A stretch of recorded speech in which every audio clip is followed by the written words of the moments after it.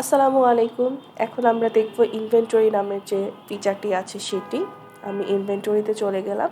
এরপর আমার অনেকগুলো সাব ফিচার এখানে চলে আসলো। মূলত যাদের ক্যান্টিন আছে, যাদের প্রতিষ্ঠানে, তারা চাইলে এই ইনভেন্টরি অপশনটি ইউজ করতে পারে। দেখা যাচ্ছে আমি এখানে কিছু প্রোডাক্টগুলো তুলতে পারি, কিন্তু প্রোডাক্টগুলো তোলার আগে আমাকে যে কাজটি করতে হবে, ইউনিট, সাপ্লায়ার, স্টোর, ক্যাটাগরি, এগুলো আগে আমাকে তুলতে হবে। আমি চলে যাচ্ছি প্রথমে ইউনিটে। আমি কি হিসেবে সেল করতে চাই, পিস হিসেবে না বক্স হিসেবে, সেটা আমি এখান থেকে সেভ করে নিয়েছি। তারপর আমি পিসেস একটা দেখিয়ে দিচ্ছি আপনাদেরকে। আমার এখানে পিসেস চলে আসলো। এবার আমি এখান থেকে সাপ্লায়ারে চলে যাব। ক্রিয়েট সাপ্লায়ারে চলে গেলে আমি সাপ্লায়ারের নাম, কন্ট্যাক্ট নাম্বার দিয়ে যখন আমি সেভ করে দিব, তখন আমার সাপ্লায়ারের লিস্টটা এখানে চলে আসবে।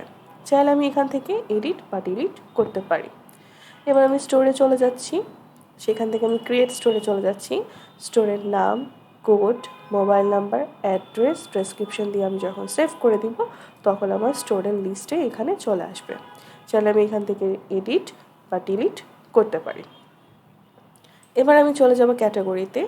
আমার যত ক্যাটাগরি আছে প্রোডাক্টে, সেই ক্যাটাগরির নাম এখানে লিখে আমি যখন সেভ করে দিব, তখন আমার এখানে লিস্ট আকারে চলে আসবে। এবার আমি চলে যাব প্রোডাক্টে। সেখান থেকে চলে যাচ্ছি ক্রিয়েট প্রোডাক্টে। যে কোনো একটা প্রোডাক্টের নাম লিখে সে প্রোডাক্টের একটা কোড আপনি আপনার মতো করে মেনটেন করতে পারেন। প্রোডাক্টের ক্যাটাগরি, পারচেসের ইউনিট, যে আমি পিস হিসেবে সেল করতে চাচ্ছি বা পারচেস করতে চাচ্ছি, সেলসের ইউনিটটা কী হতে পারে, পিসেস রেশিওটা কেমন হতে পারে, আমি 500 দিয়ে দিচ্ছি। পারচেসের প্রাইসটা কত হতে পারে, ধরে নিচ্ছি 48। সেলিং প্রাইসটা ধরে নিচ্ছি 60। আমি চাইলে এখান থেকে কোনো নোট লিখে রাখতে পারি। সেভ করে দিচ্ছি। আমার প্রোডাক্টের লিস্টে এখানে অ্যাড হয়ে গেল। চাইলে আমি সেটা এডিট অথবা ডিলিট করতে পারি। এবার আমাকে পারচেসের প্রোডাক্টগুলো তুলতে হবে। আমি কি কি প্রোডাক্ট পারচেস করেছি, অ্যাড পারচেসে চলে গেলে এখান থেকে সাপ্লায়ারের নাম, স্টোর, বিল নাম্বার আমি আমার মতো করে ক্রিয়েট করতে পারি। পারচেসের স্টেটাসটা, রিসিভ করা হয়েছে, ডেটটা দিয়ে দিচ্ছি। চাইলে কোনো নোট লেখা যায়। প্রোডাক্টটা এবার আমি সিলেক্ট করে দিচ্ছি। ইউনিট প্রাইসটা আমার চলে এসেছে পারচেসের। সেটা আমি কত কোয়ান্টিটি কিনতে চাচ্ছি, ধরলাম আমি 80 পিসেস কিনতে চাচ্ছি। যদি আমাকে কেউ ডিসকাউন্ট দিয়ে থাকে এই সাপ্লায়ার, তাহলে আমি ডিসকাউন্ট এখানে লিখে ফেলবো। এবার আমি সেভ করে দিচ্ছি। তাহলে দেখা যাচ্ছে আমার এখানে লিস্টে তৈরি হয়ে গেল, কিন্তু এখনও পর্যন্ত আমি এটা পে করিনি। তাহলে আমাকে পে করতে হবে। আমি চলে যাচ্ছি বিল ভিউতে। সেখান থেকে আমি আমার ইনভয়েসটাকে দেখে নিব যে আমার 3840 টাকা হয়েছে। এবার আমি অ্যাড পেমেন্টে চলে যাব।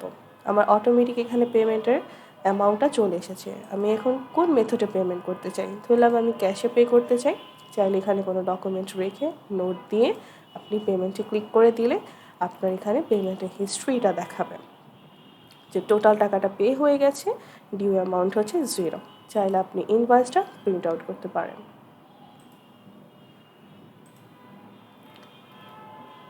এবার চাইলে আপনি এখান থেকে ইনভয়েসটাও দেখতে পারেন।